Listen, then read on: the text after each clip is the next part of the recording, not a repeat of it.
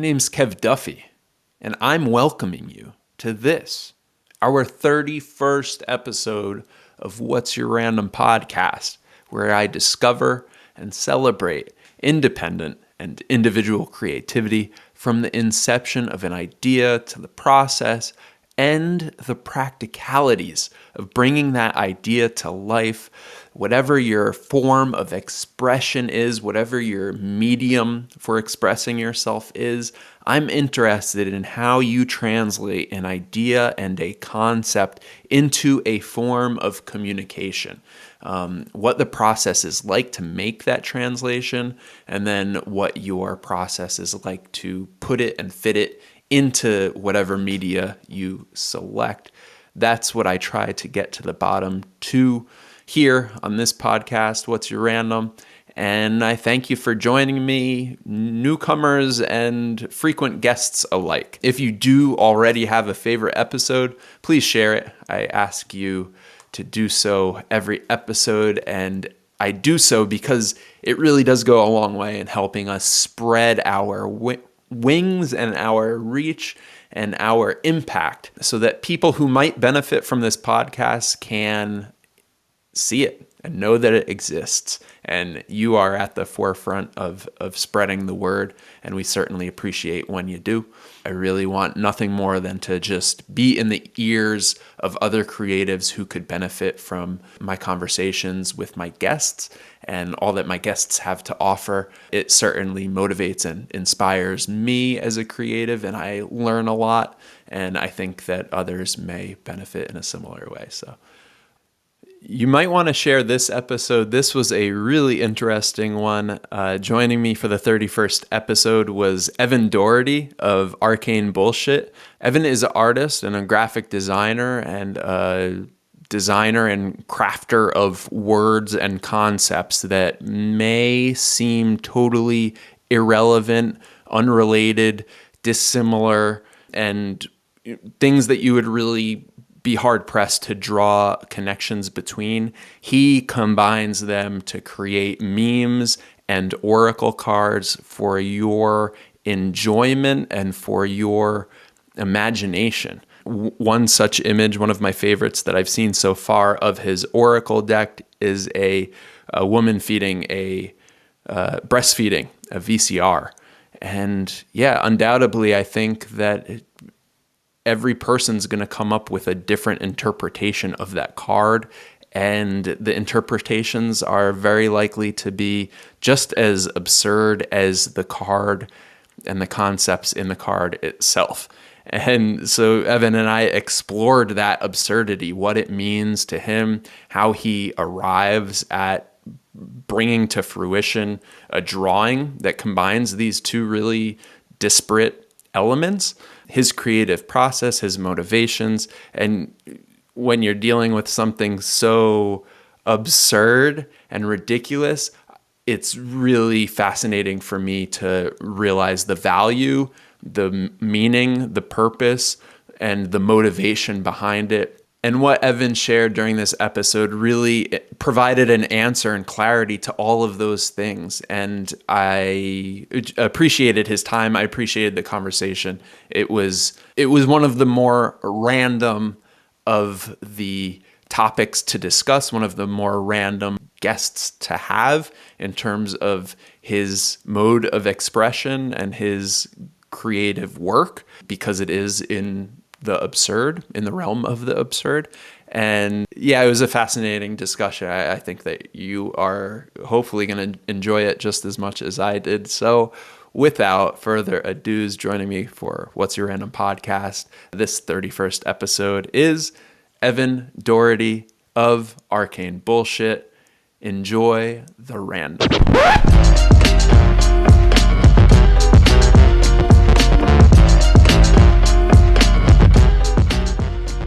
I was inspired by your sun and moon project, and I just went outside for 15 minutes to sit in the sun and try to recharge. And when a cloud got in the way, I realized that the power of what you were getting at with your Kickstarter. It's weird when I wear the shirt and I go outside on a nice day, it's like you can't help but feel like maybe you have some control over the weather. Yeah. Welcome to What's Your Random Podcast, Evan Doherty, who is the mastermind, as I understand it, behind Arcane Bullshit. And my definition, or what I came up with to describe you, is a designer of all sorts, words and images. And I would love to hear if you describe yourself any other way. So welcome to the podcast. Yeah, thanks. Great to be here and great to talk to you face to face for the first time, kind of. Um, yeah, no, I think that's a pretty apt description. I feel good about it. I'm not going to argue. Um, it's been a weird project because, and I still don't exactly know how to think of it because it started out as one thing and then kind of spun off into another thing, and it continues to sort of like branch out into lots of other things. Yeah, and that kind of goes into a couple of the questions that I wrote down. But I guess to start off in that vein of thought, what did this start off as? What was your vision for it, and how has it evolved? Yeah, so the very first project that I did that was called Arcane Bullshit and is still like to me this sort of core of what I've been doing is like a satirical tarot card deck. Um, Technically, they're oracle cards. People sometimes give me shit about that if they're in the tarot community. It's not technically a tarot card, but so like this was probably like going on 10 years ago. I had this idea that I like the occult aesthetically, and I like this sort of imagery of tarot and other occult uh, products, but like it didn't exactly make sense to me. And this is kind of before it, especially like tarot cards had become such a sort of mainstream thing. Um, so I just wanted to make fun of it. I was like pretty uninformed and just coming at it from like complete ignorance and just like these things are silly. I kind of like the way they look, but I want to just make fun of them. And so like I made this deck, and it took a while. Like I was adding to it for years and years, like probably 5 years or so. And currently there's like 105 cards in the deck. And that could just kind of like grew from being um, something that where like I printed them out. They were photocopied. I cut them out by hand, and I sold them just at like local art fairs. Um, Got kind of enough interest that I started selling them through print on demand. And then in 2008, I did a Kickstarter to raise money to self-publish like the first official edition of those. And yeah, was 5 years of just jotting down every ridiculous thought that I had and like bringing them all to life through weird pictures and words. And were you a master, or were you working with pictures and words before you started to channel them through tarot card or oracle cards? Like what's your background as far as that goes?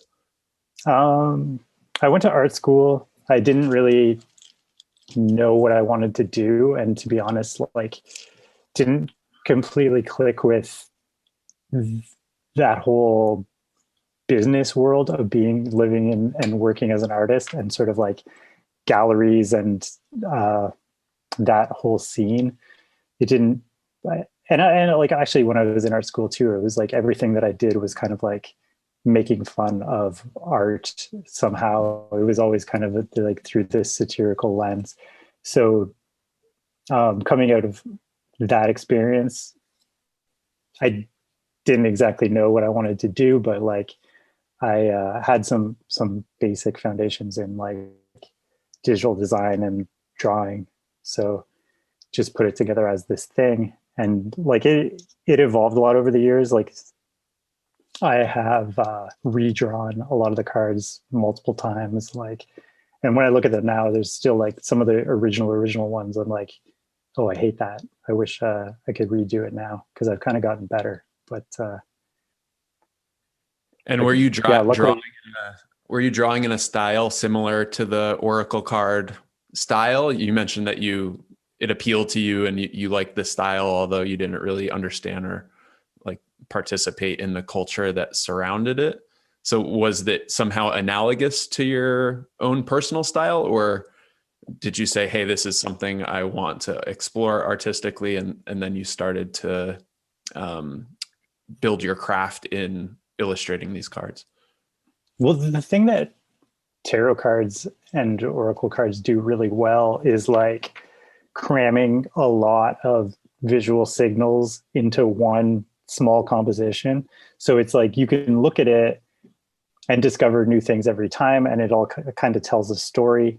They can trigger all kinds of different ideas. So they kind of become this like conduit to your own thoughts, which is my like rational way of understanding how they work. It's like, to me, I don't think it's magical, but there is something like, if you're an intuitive person, you can look at these images and you can sort of like link things together and connect it to what's going on in your own life, and find meaning in it every single time, which I think is really cool. And so like that was kind of my intention, but like as I've gotten better and better at expressing myself visually, um, I've been more successful in actually doing that. So like the older cards like were pretty rough and would just have like one figure in the foreground. Didn't really like, it's like you have a weird character and you have some text on the bottom where you can give them a name. And like between those two things, you can do a lot of stuff where like uh you really get people's imaginations firing. You know, it's like, who is this character? I want to know more about them. What does their name mean? And so you kind of will make stuff up in your brain. But yeah, I've tried, as I've worked on this more and more, to like emulate the sort of like super dense, like loaded compositions of actual tarot cards more and more. Yeah, and you explore like that meta meaning, very referential approach to art in your Instagram as well. I think with like very convoluted images and ideas and concepts that are like just so much brought into one. So I wonder what the function of that is on your Instagram as it pertains to your tarot cards. Is it something that you see intersecting, or is it pretty separate as you express yourself in these ways? Yeah, like it's kind of cool to think about, because I mean I never really like uh, set out to do it this way, but like I don't know, I think you can make a pretty easy connection between like memes on Instagram and like tarot cards, where it's like there's an image and there's a caption underneath it, and it's like between those two pieces of information there's a lot of things that happen, and you can sort of like um, play with the absurd and kind of and subvert people's expectations in fun ways. So like I'll tell you the whole story. It's like Yeah, please, by all means. the tarot deck. I did the Kickstarter campaign. It was super successful. Like I didn't have any experience doing Kickstarter before, and I ran it all by myself. And like kind of around the same time, I think it was around the same time, I had to like created a Facebook page and an Instagram account to promote the cards. And I knew that that was kind of going to be part of the Kickstarter campaign too. It was going to be sort of important just to like get attention. Um, but I think it was like at this like the same week that I launched the Kickstarter, I made like the very first arcane bullshit meme, and it was like it was just like making fun of something that I had seen, like coming from some kind of like weird new agey account on Instagram where they're like selling crystals or something and talking about the uses of each mineral. And so I made something that like that was a parody on that was just like ridiculous. Um, and it just like totally blew up. Like I'm not even sure how it compares to like this stuff I'm posting now that I have more followers. And I didn't have a lot of followers at the time. I had maybe like a couple hundred people, and I posted that, and it was just like like millions of people saw it, and Uh, it kind of blew my mind. Like it was like, oh wow. And honestly, I don't even know if anything I've ever posted since then has performed as well, like in terms of the numbers. But I've gotten close. But that one was crazy, and so like I kind of got a sense of like what's possible making memes and just like unleashing them on the internet and seeing what happens. yeah. And were you a avid consumer of memes up until that point? Or, I mean, you seem to have a knack for it. And I don't know how much of that is just you expressing yourself kind of on a daily basis and tying together. Well, let me pose it as a question. How do you formulate one of your memes? And did you have an appetite for memes before you started creating them? Good question. Yeah, I wasn't like I've never really thought of myself as somebody who's like super immersed in internet culture. Like I kind of keep it at arm's length. I mean, I'm getting more and more into it now because it's kind of like a community that I belong to. But so yeah, I kind of came at it. Same with tarot, where I came at it from like with an outsider's perspective, and I've always been kind of like making fun of that media. Um, what was the second part of the question? No, I forget. Oh, and then how do you personally choreograph or curate Hmm. or put together, I guess, images on like a daily basis? And do you try to theme them together? And then, yeah, specifically for individual images, how do you, what's the creative process like for you, I guess, in general, for your Yeah, Instagram account? I've been thinking about that more and more because I guess I've had some talks like this recently, and like uh, when you sit down with somebody and they're asking you questions, like you start to realize all these things that you've never really thought about before. Uh, so yeah, this is kind of like something I've been thinking about a lot more. Like, why do I do it the way that I do, and what does it mean in the? It's kind of like not that different from what I was doing with the tarot cards, where it's just sort of like I need to be having fun first of all. Like, so it's like my writing process is just like sit down and think of stuff that I find really funny. And like that's not always easy, but like I try to stay in like a really playful mode where I'm not I'm not taking anything too seriously. If it starts to feel like too much pressure or too much of a commitment, I'll step back from it. So I don't put a lot of pressure on myself to like, make something every single day necessarily. But I do set out time every day, but like if it's not flowing, then I don't force it. Um, so yeah, like a lot of my process right now is just like absorbing things because it usually starts with a spark of just like seeing something that either like is ridiculous to me or is I think is really cool or a combination of the two. Like I on my Instagram right now, I'm using a ton of like public domain, like medieval art and like old etchings and clip art and stuff. And that to me, like there's a lot of meme accounts that use that kind of stuff, but I kind of have a lot of fun trying to find things that nobody's ever found before, or like, so I'll spend a lot of time just like sifting through old books that have been digitized, and yeah, just like meticulously creating like huge libraries of weird clip art, which I may or may not use. But yeah, right now it's like taking a massive amount of space on my computer.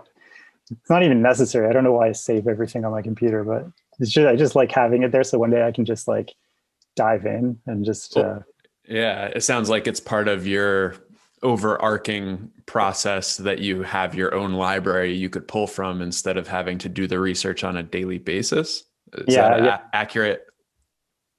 Yeah, assessment? exactly. Because it's like, yeah, having that inspiration and like that input is a big part of the process, where it's like if I'm gonna put something out, I need to digest a lot of stuff first. So and that part for me is like, it's weird because I have a day job. I'm a copywriter, and like when I do that, I hate doing research. But for this other stuff, like the visual research, I love it. Like I could do that for hours and like days, just look at old books and kind of be in a trance, just digging through things. But uh, yeah, for some reason, it's like I don't like research most of the time. Well, maybe because it's more visual and like it's something that you're like, for some reason, your mind is occupied at this point in time. And it Yeah, pays it's off because I had a specific question, or at least a note here, about you using kind of archaic imagery from prints where the color is bleeding out the edge. And like, I did have a question about where and how you acquire these to use. So yeah, it wasn't lost on me that you're doing all of that work. yeah, it's every now and then somebody will reach out to me and ask like, where did you get this image? Can you share it with me? And I'm always super happy to share where things came from, and like the story behind it is always really interesting to me too. So I'm kind of eventually like hoping that I can like package up everything that I've collected and make it available to other people, because I think, yeah, the public domain is fantastic. I love that there's just so much stuff that you can freely use and share. Is there a specific public domain website that you use, or any resources that you would recommend to people for doing their own Honestly, research? yeah, I'm not great at it. I always just start with Google image search and like go super deep, where it just kind of like is a rabbit hole that like one thing leads to another. And I always end up like on like the Internet Archive or on Gutenberg, like where they have lots and lots of scanned books. Um, there's a couple like on Flickr too. There's a couple of like really deep archival accounts that have a lot of really cool stuff. Yeah. And then do you foresee your theme or your focus for this research changing anytime in the foreseeable future? Or is there just so much here, and you're so consumed by it that you don't think that far ahead? I'm curious if you have like other inspirations that you haven't tapped into yet. It's interesting. Like I kind of just like um, follow my like intuition and like my impulses on these things. Like so, it's like sometimes with the things I'm posting on Instagram, you'll notice that there's like I'll post something, and like if there's one aspect or one detail of it from it that people seem to be reacting to, like I'll spin that off into another thing, and like so they kind of everything kind of like spins off into other things, and like I don't know if I'm doing a great job at that, like, but you kind of end up creating a whole world just from all these like loosely connected pieces, which I think Yeah. is really cool. Yeah, when I went to I'm gonna just visit your Instagram really quick. There was some like that I got, but I didn't get. And I guess that's kind of the Yeah. point, right? But specifically, the more recent one about attention, the government has approved the following. Friend Garrett is Garrett. I was like looking at this and like, am I supposed to know Garrett? Is this a meme that I missed? Because I'm not like heavily invested in meme culture. So yeah, I'm wondering if like for that one specifically, is Garrett a meme that I missed? No, it's never. Okay. Yeah, like I never really like. I try not to like really directly like parody something that like where you could like you kind of have to know something already to get the joke. Like the joke is usually just that it's absurd and it doesn't make sense. Um, but honestly, like I'm always surprised that it does make sense to so many people. It's like when I get messages of people being like, "You made my day. This is my favorite," and like I just barely understand what they're talking about. Yeah, like I thought this was funny and I put it out there without thinking, and I'm really glad that people find joy in it. Yeah, I mean, so the memes really do resonate to the whole like under like the whole foundation for Oracle cards in that you just put imagery and it should solicit a response out of people and they could read it their own way. Kind of. I mean, like there usually is sort of an intended meaning, but it's still pretty absurd. Like, yeah, and I do always get sort of like in the comments. I find like a lot of the people who I see, uh, I don't interact with people in the comments that much, just because like I find that really drains your energy. But Mm. I see people like recurring commenters who are just hilarious. Like everybody who seems to be on my page is like, first of all, hilarious, like usually really, really nice too. But like sometimes I get ideas from those comments too, where I'm like, okay, like people seem to like this thing. I'm going to try and like explore that a little bit more. Yeah. Do you have another question I had going into the comments is do you have a favorite like comment or a story about a comment that like stayed with you or struck you? I have a story from the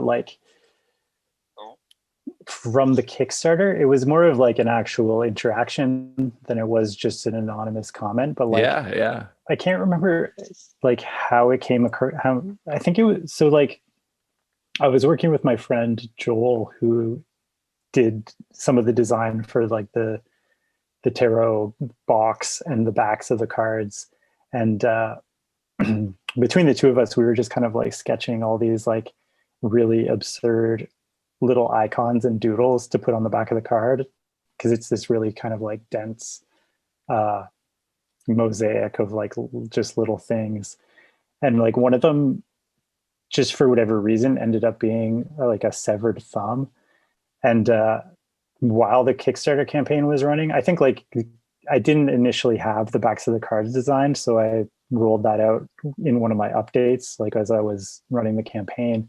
And like after the design was revealed, somebody reached out to me and they were like, "Holy shit! Like I just lost the tip of my thumb in a workplace accident.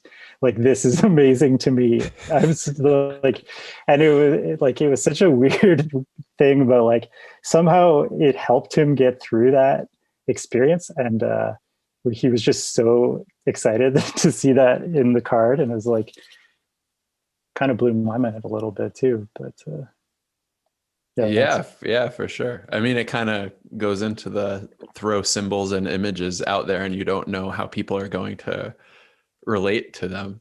well, exactly. And like you mentioned the thing about Garrett. It's like anytime I put a name in something, there's like a million people who are like tagging their friend who has that name, or like, you know, that's me. Um, I don't know if you know like the meme account Obvious Plant, but like No. it's like he does like dollar store toys, and like they're just like parodies of toys, and like just cheap consumer products. But it's a huge account. Like they kind of crop up like everywhere on the internet. You'll see his stuff. We did a collaboration um, where it was just called like five ducks that are all named Matthew, and like it was so they're just like it's just like this packaged uh, commodity like you would get in a dollar store that's just like cheap plastic ducks, and they're just all labeled Matthew. And like so many people in the comments were just like, "I'm Matthew. Like this is I need this for my brother Matthew." Like it's just by putting a name on something, like people can really connect with it. Yeah, that's interesting. Like for that project specifically, how does that idea get generated? I mean, because it's a collaboration, right? So there's a lot of people involved. How does the Matthew idea like get generated and then go through whatever vetting process to become, an idea that you put out there? That was one where like they reached out to me, and we were just kind of like, we want to do a collaboration, or like the stuff that you do. And we kind of have similar sense of humor where it's like tends to be really absurd. And yeah, so like I just pitched them a pile of ideas, and that was the one that they chose to like actually manufacture. Um, and yeah, it was very like quick and painless and fun. I've been doing more and more of those kinds of collaborations lately, and it's like you kind of have to like, I don't know, when you're working with somebody else, it's the chances that you're going to be like on exactly the same wavelength are kind of slim. So like the faster you can kind of push it out and just be like, I think this is pretty good, like the better, because you can really like get in your own way if you start to worry about like, oh, is this other person going to like this, and is this any good? It's totally different than when you're the final decision maker and you're the person who just says, yeah, this is good enough. Yeah, that's interesting. I was recently working on a 3D print design, and it was just for myself, but I was outsourcing the actual work, and I was like wondering at what point I should stop asking for revisions, or if revisions were necessary, because there is that like perfectionist in me that, you know, is looking like I didn't do this, but putting my ruler up to the screen. So yeah, I wonder if in the case of collaboration, or spinning it back to that, if you're working with somebody and they're doing work for you and it's less of a collaboration and more of a, you know, somebody trying to complete part of a task of a bigger project for you, do you approach it in a similar way? Yeah, that's hard too. I have that problem as well, where I'm like, I know exactly what I want this thing to turn out like, but like how much can I really push that?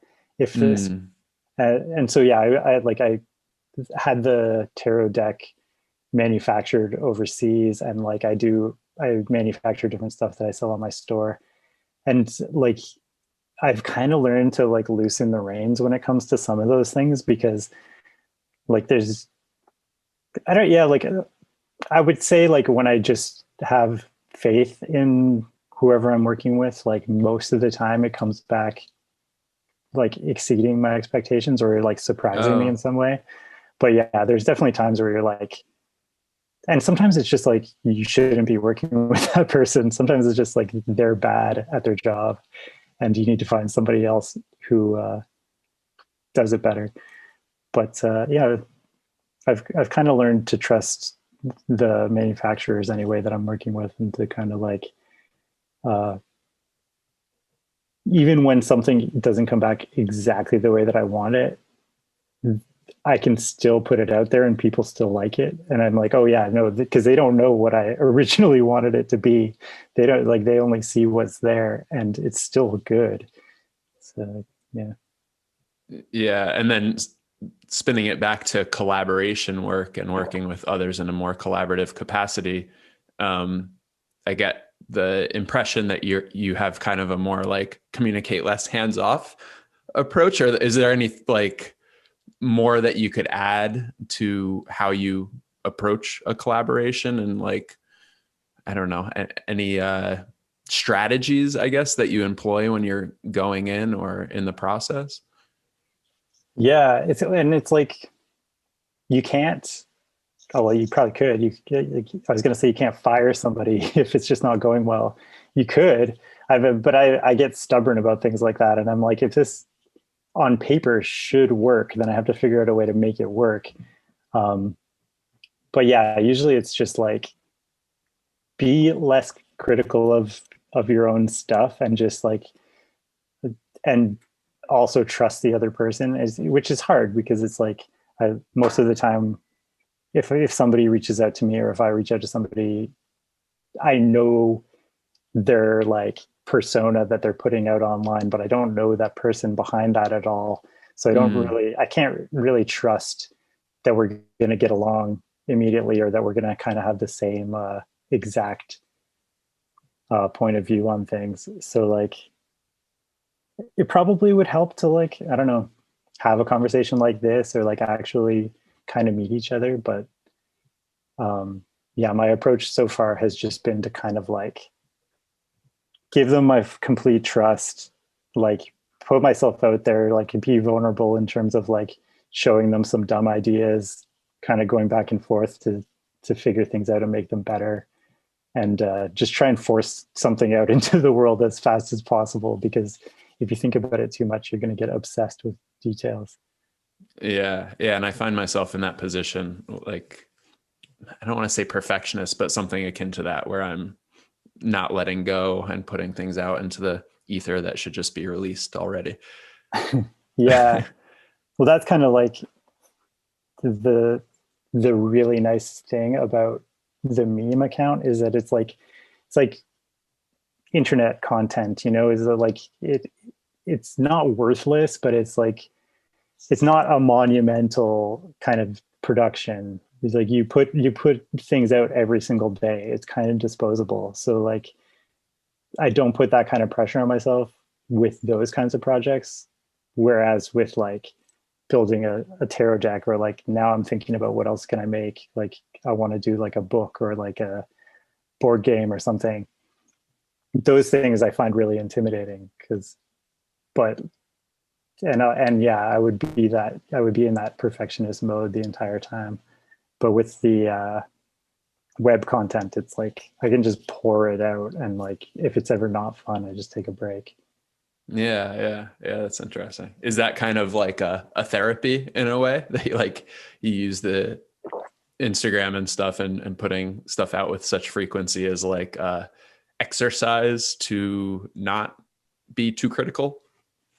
Yeah, totally. But at the same time, it's like I'm just as susceptible to like all the bad things about social media as anyone Mm, else. Where it's yeah. like, yes, I get that sort of release of like just pouring things out, and for the most part, like getting good feedback, and like people like that sort of like sense of play and like uh, the nonsense of it. But I'm constantly just checking my phone, and I'm like, and then I start to like really hone in on the numbers, and I'm like, oh, this one's not performing as well as this other one. And like, what do I do? So uh, there's a downside to it as well, for sure. Yeah. Any advice or any steps you have taken to manage that downside? Because I think that's something we all deal with our personal and or professional accounts when you put, belief behind an image that you're going to put out there and then like doesn't get the response that you were hoping for, even if you tried to not have hopes for it, you probably did. So yeah, anything that you've put into place to manage your own expectations? Um, I never really put too much pressure on myself or on like things to perform. You know, there's always like because like when I do memes now, like I'll spend more time on some of them than others, and it's like part of me is like I want recognition for the time that I put into this. I want somebody to like this one more, and recognize that I tried so hard. But sometimes the things that I think about the least are the things that people like the most. So I've kind of learned not to think about it like that. And that's I don't know if that's even like advice. That's kind of just something that you have to like figure out as you go. Yeah, I think even just hearing it, because oftentimes the world surrounding our social and media accounts are unspoken or not spoken about. And so even just hearing you speak about it is like, oh yeah, he has similar challenges and frustrations. And I think that's part of what this podcast is about, is like hearing those tidbits from people, the things Mm-hmm. that you don't often speak about in creative spaces, but that undoubtedly everybody is faced with. Yeah, yeah. It's and yeah. I've had a couple conversations lately with like people who uh, work on creative projects and make things. And like, yeah, once you get going and talking about it, you're like, oh my, like I never get to talk about this stuff. This feels so good. It's such a relief. Yeah, yeah.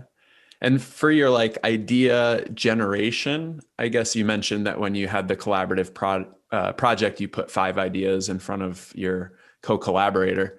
And like, how do you, besides going into Google Images and doing a deep dive into kind of more archaic imagery and stuff like that, are there other ways that you generate ideas? And then how do you capture them when you do?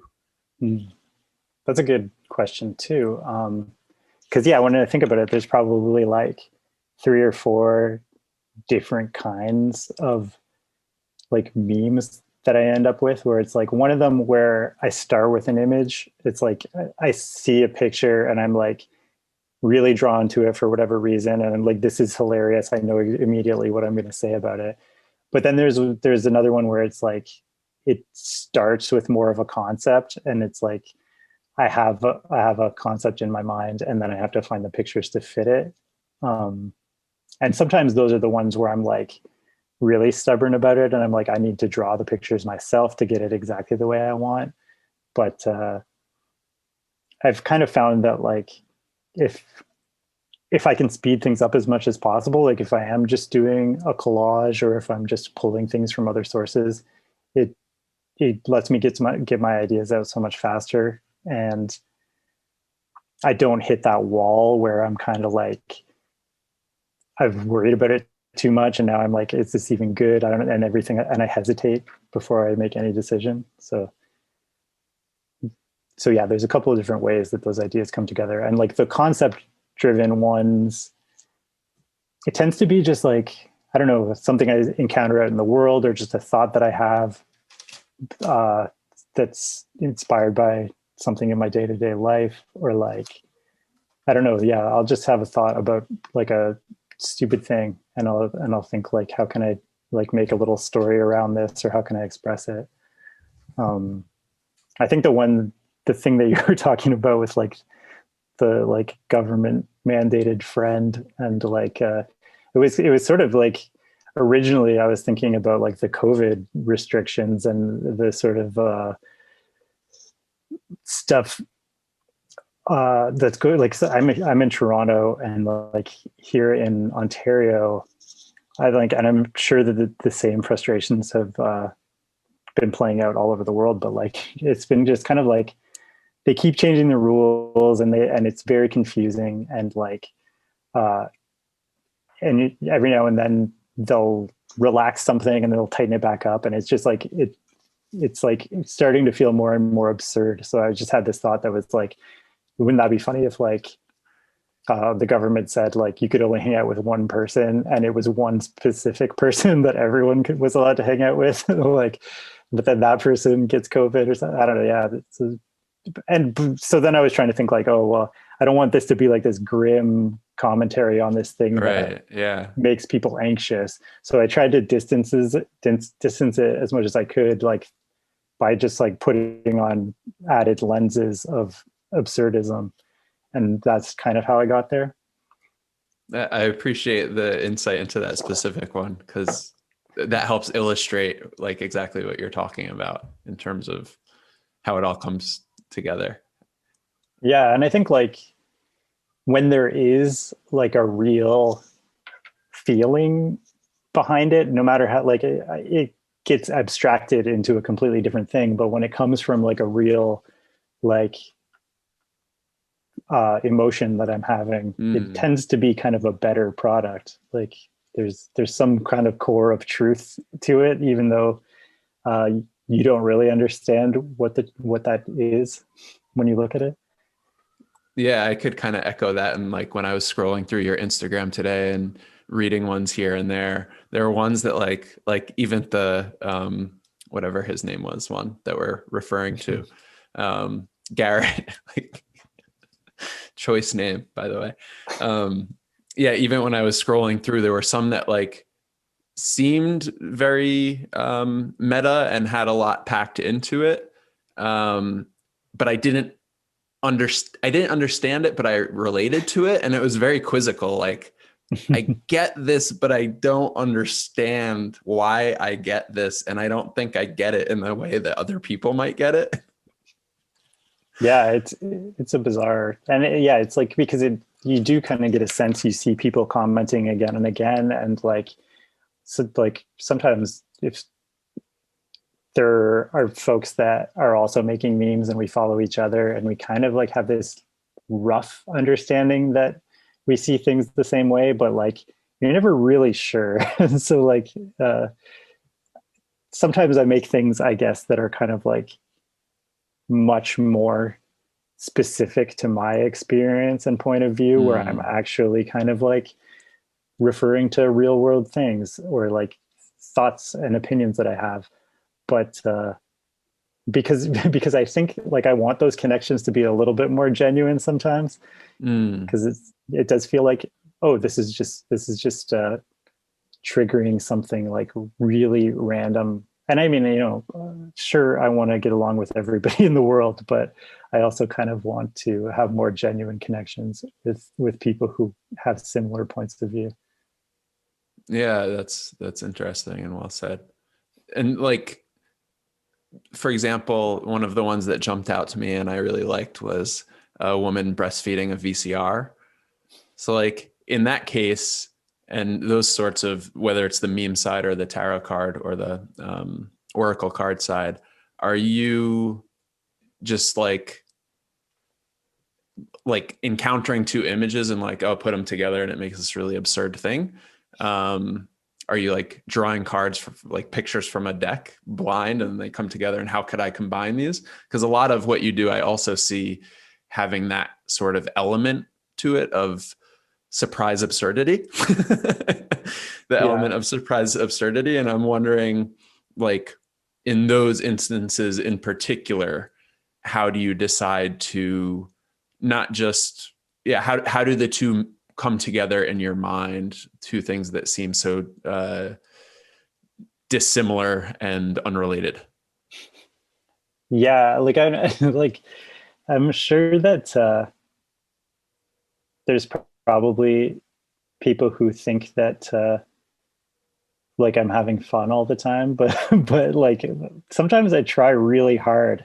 It's like I kind of like have things out there that I like, and there's like other meme accounts that I follow that are definitely influencing me, and there's like just I have a specific sense of humor.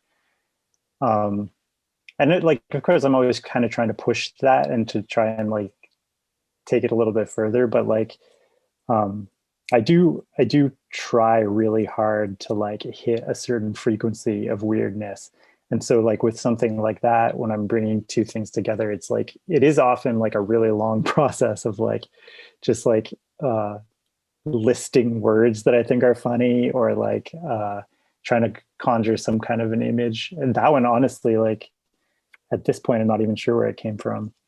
Like, yeah, I don't even know. But But I guess it's safe to say that, some of the images you're walking around your daily life, the government's putting in mandates. You have this idea about a mandate for having a garret in your life, but some of your other images are purely just combining two irrelevant concepts yeah. with no deeper reason other than whoa.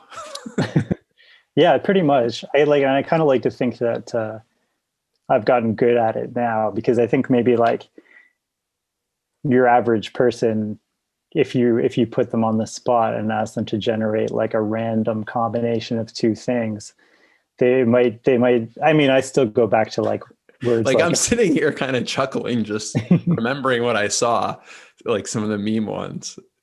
So, I mean, you're hitting that frequency for me.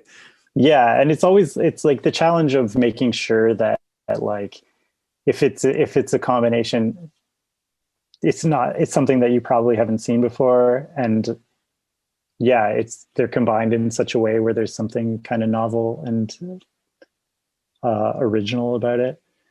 But I think I don't know. Sometimes I feel like I'm gonna run out. Like there's got to be a limit to like how many absurd combinations, especially when you're only talking about two things. I'm gonna have to bring in more I was going to variables. say, you're going to have to Yeah, bring in the third, and then it's yeah, like a party. And I guess in some of your images or memes and stuff, you already kind of have, when you have like I don't remember, but you have one I saw that was a scene and it had really unrelated elements like around the whole picture, setting up the whole scene as if you're looking at somebody's house and on their yard, or just a scattering of totally irrelevant items and context. Yeah. Can I ask, is that at all how your mind works in terms of like, because I mean, to set the table straight or whatever you want to say, like my mind is kind of all over the place, and I do think about things quite abstractly, and oftentimes relate things that seem unrelated, but then I am, at least in my own way, able to tie them together, metaphorically or not. So yeah, I wonder, like in your own mind, is what you're putting out onto Instagram and onto the cards of the Oracle cards representative of how your mind is working, like tying together really dissimilar things? It's kind of like it's like I have made that my job, Right. but it's not naturally how my mind works. It and yeah, like I don't know. The older I get, I feel like the more uh, kind of orderly everything in my life becomes, and yeah, for like even I like hmm, yeah, it's hard to say. I feel like I'm kind of like uh, I have those two modes. Sometimes I need to approach things in a super rational, orderly way, and other times, the more chaotic, the better. Like a good example is I use a lot of spreadsheets for work, and for some reason, yeah, organizing things in spreadsheets is very soothing and comforting to me. Just to have like the ideas like laid out on this grid, but then when I'm trying to generate more creative ideas, I use like a blank notebook page, and it becomes just this like wild map of like disconnected things that I not even I can read. So yeah, I don't know. I still haven't quite figured out how my mind works. Yeah, I think a lot of us have like those two modes, and one may really overshadow the other. And like Mm. part of my creative process, I think, is learning how to turn one on and one off when I need them. Right. So Yeah, yeah. is there any way that any practice, so to speak, that you use to help channel the right one at the right time? That's a good question.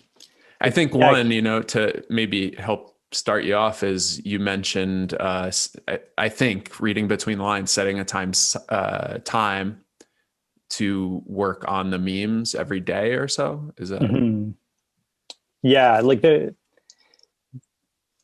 busier I get, the more I find like I have to uh, plan out my time and like schedule certain times in my day that are just for one thing or another. Um, it's kind of not the natural way that I would set things up, but like I said, yeah, the more limited my time becomes, the more I sort of have to become really disciplined about where I can be loose and where I have to tighten things up. Um, so yeah, like that's so interesting. Like this conversation around process, because like I have made a bunch of things, and like I'm like constantly kind of working on stuff. But when somebody asks me about like my process, it's still kind of like it doesn't feel like it's my plan. It doesn't feel like I get to choose how and when creativity happens. Still feel like I'm kind of at the mercy of like unseen forces. Yeah. Yeah. And then you mentioned you have a day job. So I imagine doing arcane bullshit is not something you have to do. So is there like some driving force behind you, or some compulsion that motivates you to continue this? Because I imagine time is tight trying to do like work and then a really huge project like this. Yeah, well, and it kind of like touched on it. It's part of it is that just like internet validation machine where you're just kind of like, oh, this feels really good. That I'm making stuff that connects with people and getting a lot of positive feedback. But there is a commercial aspect to it too, because like I've kind of figured out, okay, well, when I get that positive feedback, sometimes it means like, I didn't understand. I think she's calmed down. I don't know. That's okay. If you could move your mic a little bit, I'm getting beard rustling. Oh yeah, sorry. Yeah, no, that's okay. It just happened recently. What was I saying?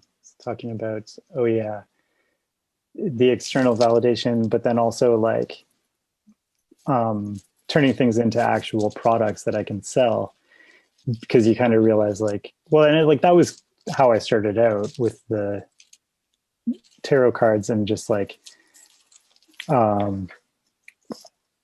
obviously I want to have fun with the process, and I have a certain idea about like how I want to make people feel with the things that I'm making. But there is always like, yeah, I want to sell things, and I want to make money, and then maybe eventually be able to fully support myself just doing this. So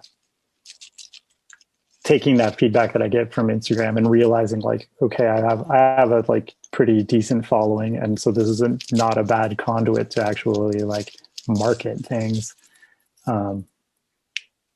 Yeah, and like, so I'm always trying to develop new products, and like eventually maybe like fully transition to supporting myself through art. Yeah, that would be fantastic. Living the dream. Do you have any sort of like timeline for that, whether it's actually in time or the amount of Kickstarters you'd put out before you think you can achieve that? I don't know. It's tough because like a full-time day job is pretty comfortable. Like you that security feels good. So it's like, and I worked as a freelancer for a really long time, so I know what that's like too. And I know I could go back to it and be fine. But there's something nice about like with the Arcane Bullshit stuff. It's like it generates a little bit of revenue for me, but I don't need it. You know, it's not, it's like, it's all extra. So like if I were to take out this like foundation of a steady paycheck and suddenly just be 100% reliant on this other stuff, like, I don't know if it would be as much fun. I might kind of be in this, it might cause me a lot more anxiety, you know? So, so for now, like I'm happy with things the way they are. Yeah. And that, I mean, that question really, and the answer really resonate with me, because I also have a day job, so to speak. So it's like, you know, if something happened, would it be feasible ever? At what point? Do you want? Do you need? Is that what you prefer, or is actually having a day job the like that level of security something that you like prefer? Yeah. And then, yeah, I have answered people's questions about that kind of stuff before, like especially like younger folks just like coming out of college or something, and they have a lot of anxiety about like how they're going to support themselves, and so like, but yeah, I would never say like there's any one path that's right for everybody, you know. It's like you kind of just have to do whatever feels best for you. Yeah. I mean, you mentioned like maybe stepping away from the Instagram and stuff here and there, if you need a break or you feel kind of like it's causing too much stress or anxiety, or you're just tired. So I wonder like if you have any more insight into balancing your own life, having both a full-time job and a full-time project. Like, cause you put out a lot of content. Your Kickstarter for the Sun and Moon Orbs was like tremendous, and I imagine takes a lot of time, and it's hard to double dip and kind of moonlight as to fulfill your own creative desires, in my experience. And so I wonder how you go about managing that. Yeah. The worst thing about it is like, it is fun and it kind of like never ceases to be fun. So like every now and then I'll catch myself and it's like, man, you're spending like 18 hours a day just working, and like, I know you're having fun, but like you got to do other stuff too. So like, it does become kind of a trap where you're like, you can always justify it, where you're like this is going to pay off in some way and I'm having fun. Like, why not just spend all my time working? So like, yeah, that's the major pitfall, is like, if you get to that place where you love your work and then you're just kind of like, well, I have to love other things too. So how do you balance that and like find, I mean, so you're basically saying like you like your work, you like your creative work, and then you actually need to rein in your creative work that you do on your personal time so that you could have like life outside of those two things. If Yeah, I'm not yeah. taking too many liberties there. No, that's exactly it. Yeah. It's like, and I do have like some hobbies and things, but sometimes I struggle to remember what they are. I'm like, what else do I even like outside of this? Because yeah, you do kind of like, you sort of become, and I don't know, I think probably like the whole pandemic situation has contributed to this, but like I feel like I've become very one dimensional. It's like there's only so many things that I do, and like uh I find it hard to even remember some aspects of my personality. Like, I think I used to be maybe a slightly more complete person. I don't know.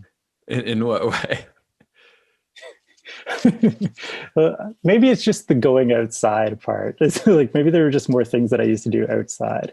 But yeah, right now it's like the combination, this like perfect storm of being like on lockdown X months out of the year and like becoming intensely focused on my work. It's like, it's made me like a really boring person who only pretty much does one thing. Yeah, I kind of feel the same with my time being limited. But by the time I'm done, looking for guests and editing the podcast and doing it and stuff, it leaves less time for those things that I guess would make me a more whole person, to build off your description. Yeah. Can I ask you, in the background, is that Akira that I see? Oh yeah, yeah. Oh, right on. It's funny that I could tell by the color of the bind. I put up that shelf and it's like, it's not in a useful place. So it's like, you can only really like just display things that you want people to see. And I was like, oh, these books are cool. And why not show off that I have them? Because I paid for them. Yeah. Yeah. Well, that shelf paid off because I found them hiding. A meta scene around you for a meta guy. I'm sorry. I realized you were going to say something before I cut you off. No, that's okay. Now I don't even remember, but I should, since I have time and I'm thinking about like, oh yeah, I have other like hobbies and interests. I should totally reread Akira because it's been a while. I started and I'm like halfway through, but I'm not the most like sit down and read for a long period of time person. I Yeah, get yeah, itchy to work on my projects essentially. So yeah. I mean, it's like, it's so long and it's like mostly just like explosions and people yelling. So it takes a while. It's a lot of page turning. it is pretty resonant with like some of the social issues and pandemic issues, not to mention Japan's going to have the Olympics this year, was supposed to have Yeah, them last year. So there's like a lot of, yeah, points of reference to our current life too. yeah. It's weird. It's a weird time. And even some of the like more intimate interactions between characters, it like resonated. So maybe I was like reading into it like somebody would read into your memes and oracle cards, but there was a lot to chew on when I Yeah. was rereading. Well, it's interesting too, because like that's kind of like one of the other themes that I go back to a lot is like conspiracy theories, and like the occult too has this sort of like these magical kinds of ways of like connecting disparate ideas, and like that kind of stuff is like so prevalent right now. It's like there's, and like I have theories, I guess, or I've heard a lot of theories about why that is, but like yeah, it's a good time to be sort of like uh commenting on like conspiracies and some weird stuff like that. Yeah. Is that anything you'd be willing to share, the theories behind why these sorts of things are so resonant right now? Like I don't know if I'm contributing anything new to this conversation. I think maybe this is just something I heard somebody say on another podcast, but like there's obviously like you can see it in the way that people around the world are reacting to like the pandemic and like all these different conspiracy theories that are bubbling up. Like you can see that there's a lot of general mistrust for institutions, particularly the government in this case, and like and medicine, all kinds of things, and that and like and then you've got people like Gwyneth Paltrow or like whoever else is cashing in on these kinds of like self-help, new age medicine type trends, who are telling you that basically like you don't need Western medicine and you don't need doctors to do these things for you. You can do it yourself. It's really empowering, and it kind of goes hand in hand with capitalism and consumer culture in this perfect way, where people are just like, oh, I just have to buy a thing, and now I'm in charge and I make my own decisions. And it kind of speaks to a lot of like problems that we have, but then it's also like the way that people are trying to solve them is probably wrong also. So yeah, there's a lot of just like weird bad information floating around in the world right now. Yeah, that's an interesting perspective to look at it from. That, like, people are trying to take matters into their own hands, Yeah. when it went to, I guess, influence their own lives. But some things are out of your control, right? Or you have to rely on an expert for some certain things, like a doctor, as if Western medicine is also not grounded and rooted in thousands of years of history.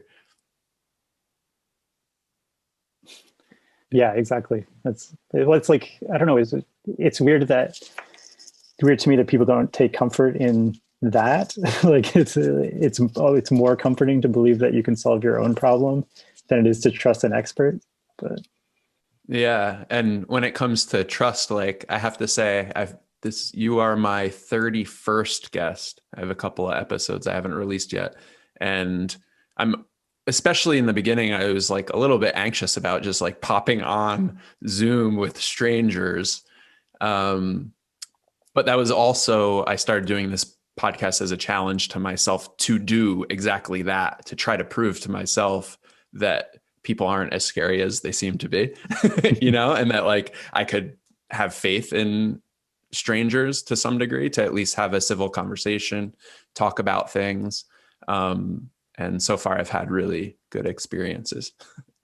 yeah, I've had the same kind of trajectory too, where it's like I don't think of myself as an extrovert in any way, and like for the most part, like I try and avoid social interactions where I don't have a lot of control over them.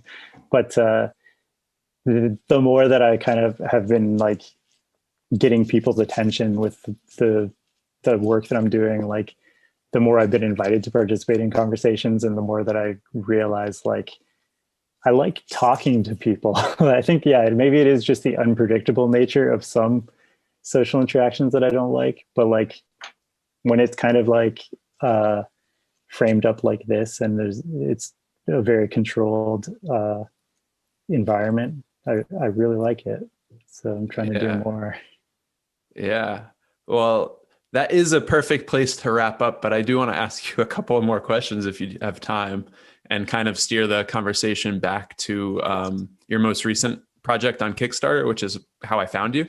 It was the Sun and Moon Orb shirt project. I don't know if it goes by a more official name. But yeah, I'm wondering why that project was the one that you decided to, put a significant amount of time and resources behind, if there were any other competing projects. That's a, that's a really good lens for me to look at my decision making through.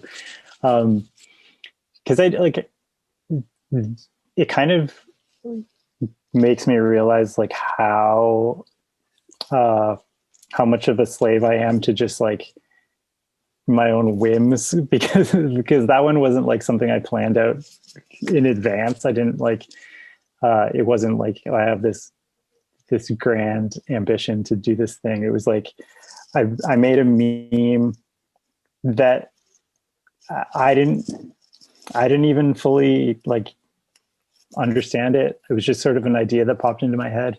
I was like, there's something funny about just like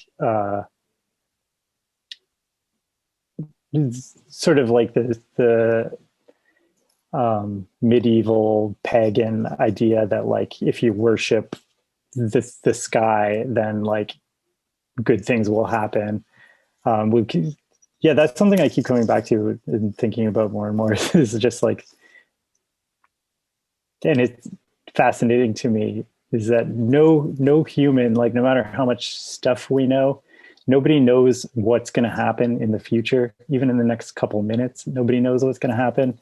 So like that's kind of the thing that keeps the world interesting. Is just like there's this chaos of like we can project and we can make guesses and we can like try to make certain things happen, and with a certain degree of predictability we can do that. But just because in the back of your head you always know that it might not work, you're kind of like always a little bit irrational, and like that sort of like medieval peasant brain that we all have inside us is like super interesting to me. And so yeah, that's where that idea came from. And I made a meme and like I put it out there and got a pretty good reaction. And I was like, okay, well, this is something I just threw together really fast. I'm going to make like a new version where I clean it up and make it look a little nicer and put that out there. And I just put out the question, like, should this be printed on something? And people were like, you should make this a shirt. And I've sold t-shirts a couple times before. Never like to as much success as I would have liked. So I put this out as like a pre-order on my Instagram, not on Kickstarter, but just like I was going to take pre-orders, and then however many people ordered them, that's how many shirts I would make. Same basic concept as Kickstarter, but just keeping it small and like contained. And that did super, super well, like way better than any other t-shirt that I'd ever done. So I was like, okay, this is like probably a good idea.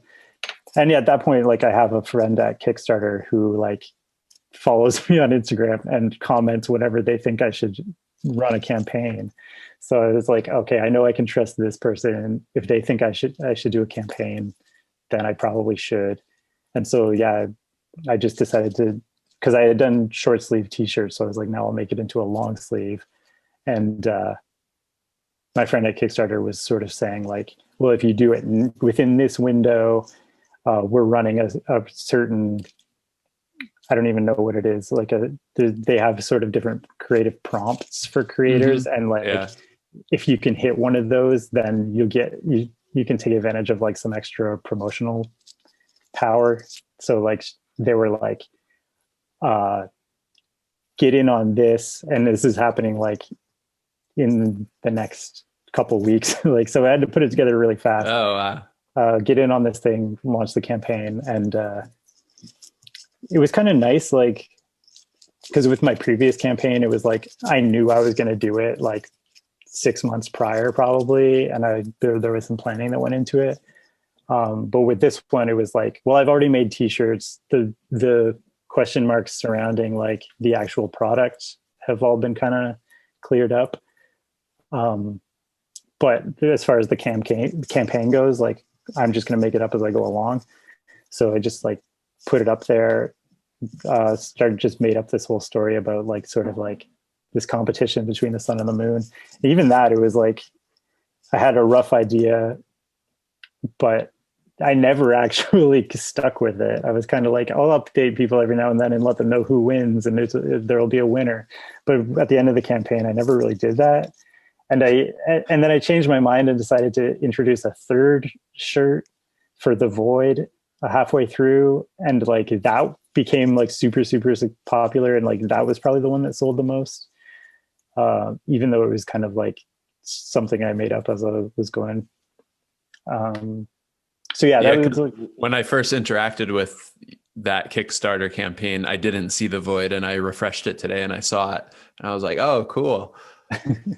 yeah, that was like the whole time you're kind of like racked by self-doubt, and you're sort of, and I'm like talking to the Kickstarter folks behind the scenes, and I'm talking to my printer, and I'm like, what do you think? Do you think this is a good idea? Is this a good idea? Should I try this? But I just kind of went for it and tried everything that popped into my head because I was like, I don't have anything. As far as promotion? Yeah, as far as promotion and like making the third shirt and just like designing it as the campaign was going, and just kind of like there's a lot of freedom in like not having to plan everything out, and so just telling yourself like you can have fun with this. So that was, yeah, the whole thing was fun. And that was like your fourth, or what number Kickstarter would that be for you? That was just the second one. Oh, really? And yeah, it was like the first one was kind of like higher stakes kind of for me, because I was like, I really want this to work and I really want to kind of launch this business. But for this second one, it was just sort of like, I'll just throw something out there and see if I can sell some things. And yeah, it kind of worked out. Yeah, congratulations. Now I'm on the hook to actually make like 1,000 shirts, but seems to be going well so far. Yeah. Do you have any advice for people who are doing or plan to do or are thinking about doing a Kickstarter? Yeah. I actually like, I can't stop thinking about it. There's a campaign that's running right now. A publisher, and I can't remember their name now, but they created a tarot deck that's kind of like a mismatched deck, and they've solicited artwork from all these different artists who have already created decks. So it's like all these pre-existing decks merged into one giant monstrosity, which is a cool idea. And so they like asked me if I could contribute a card, and I was like, yeah, of course, this is cool. But I had no idea at the time like who this person was, or like whether this was a good idea. It was just like, it was a very low lift for me. It was like such a minimal ask that I was like, yeah, of course you can have this artwork and maybe I'll get some like promotion from it. But like, so they ran a really super tight campaign. They like they did a bunch of pre-promotion. So they had like, they had already got hundreds of people like following the campaign before it launched. They basically did like everything you're supposed to do in the textbook. And I was kind of following along, and I was like, oh, this is like making me anxious just watching this, because they're kind of obsessing over everything, and like they just worried that it's not going to be a success if they don't do XYZ. But they launched the campaign, and like it was their funding goal was like way higher than I've ever set mine, and they were funded within like 12 hours. Currently, it's like, I think the fourth highest funded like tarot project ever. They've raised like I think around 500K, which to me is just wild.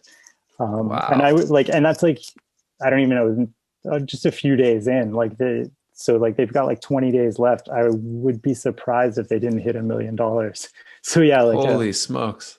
like, so I guess like to answer your question, it like that to me is like really made me see like, okay, so planning and like pre-marketing and like uh, partnering with as many people as possible, like all of those things are gonna really boost your signal and really like if you have a cool product that people want, all like you know that there's people out there who are going to want it.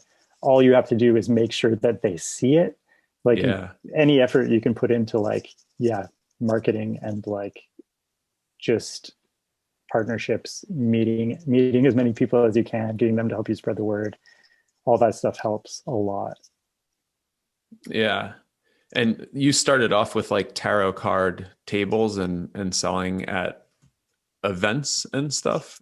Is that Mhm. something that you still, because I find I've interviewed a lot of comic writers and illustrators, and in this digital world, I never really expected to be told that going to Comic-Con is like super important and good for their careers and their promotion and like networking, and that networking in person is important. So like, do you find that to still be the case for the projects that you work on?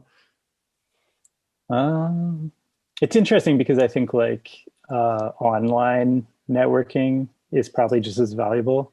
Hmm. It, like I've said, like being on Instagram and like just posting things that sort of like fall roughly into the meme category, you all instantly kind of like get attention from other people who are doing the same thing. And like if I'm following a bunch of people and I'm occasionally liking their stuff or commenting on it, like they become aware of me and then they'll start following my stuff back. And like even just that, like it doesn't feel like a real interaction, but it's enough of an interaction that you're like, I know who this person is now. It almost feels like we're friends. So then when something happens where they're like, hey, I could use your help with something, or like, I have an idea, maybe we could work together, and they reach out to you, it doesn't feel weird. It feels like you already know Mm, them. So like, yeah, online networking is kind of like just as powerful as meeting people in real life, I think. interesting. Yeah, that's a cool sentiment. Very good. Well, I know we're going to wrap up here with a final question. I would like to ask if there is any way um, that you would like people to be utilizing or employing your Oracle cards. Like, is there any approach, practice that you recommend, or how do you want them to be Mm. used? Yeah, I like this question too, because people like I used to get a lot more, but not so much now. People used to ask me all the time for like instruction. And it was like as though I was the authority and I could provide some kind of insight that like they couldn't just arrive at on their own. Um, the whole idea is that it's supposed to be intuitive.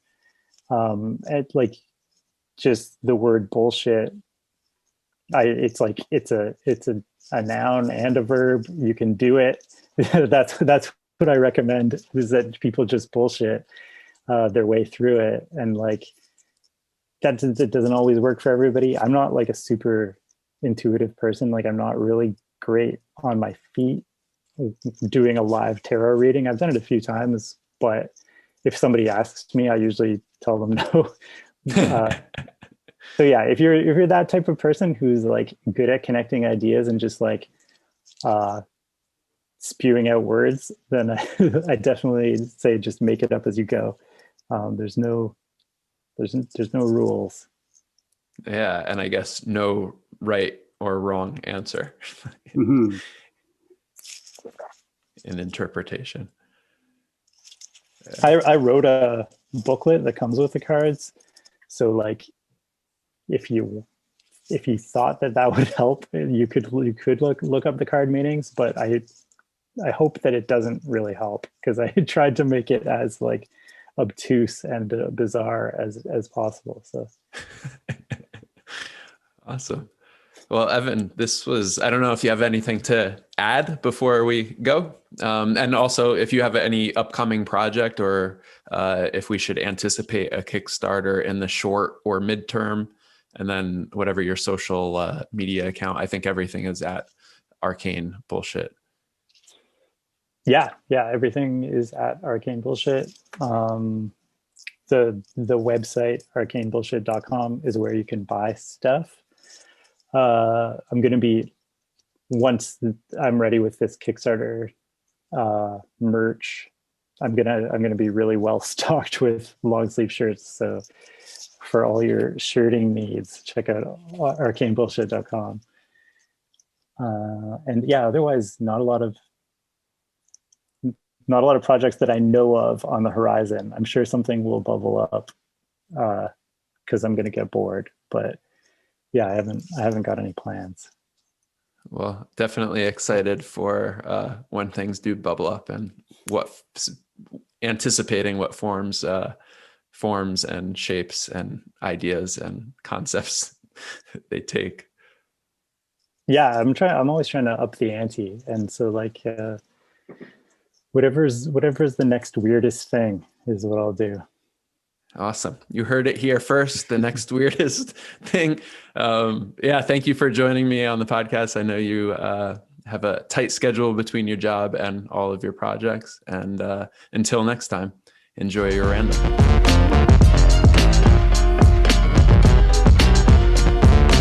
Hello, my fellow randoms. Welcome to the post-show debriefing for our 31st episode with Evan Doherty. I think I can only imagine and hope that episode did not disappoint.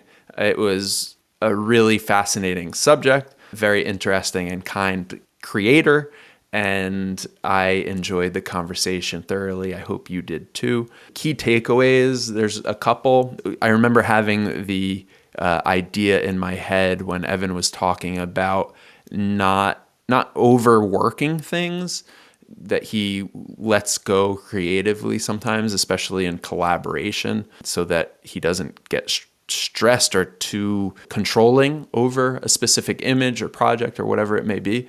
And I had the concept of don't overcook it. I think sometimes I overcook my ideas. I have that perfectionist in me who's trying to tweak everything.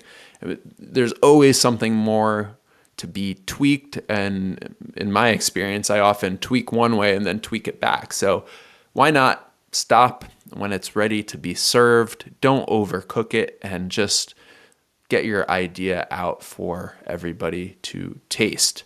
Then adjust your process as you get feedback on the taste of that well-cooked, but not overcooked, but not undercooked idea, concept, and creative work. Just a random idea and kind of putting a mantra-like word to what Evan was describing there. I thought, don't overcook it. I need to stop overcooking my stuff. In general, I enjoyed all of the layers to our conversation in digging into his creative process, his consistency, and how he goes about creating things that are, in a way, just really absurd, but creating them and kind of choreographing them in a way that they're really absurd and the elements are so disparate, but sometimes he does have an intended meaning or possible reading of it. And invariably, people are going to read it how they read it as individuals, but sometimes he does approach things with a concept in mind. And I found that really interesting because on the surface, again, going back to my favorite example, a woman breastfeeding and a VCR, nowhere in the universe are you going to find that except for in the mind and in the creative work of Evan Doherty. And I find his Instagram endlessly amusing and hilarious. Even the ones that allude to more serious themes brought a smile to my face and helped me to realize the absurdity of it all. So yeah, in closing, I hope that you enjoyed that episode. If you had a key takeaway of your own that I didn't mention here, please do holler at us at What's Your Random on Instagram. And I look forward to Evan hopefully joining me again, because this is a subject that I find endlessly fascinating. Again, I'm just going to say it one more time. I enjoyed the episode. Hope you did too. Until next time, enjoy the random.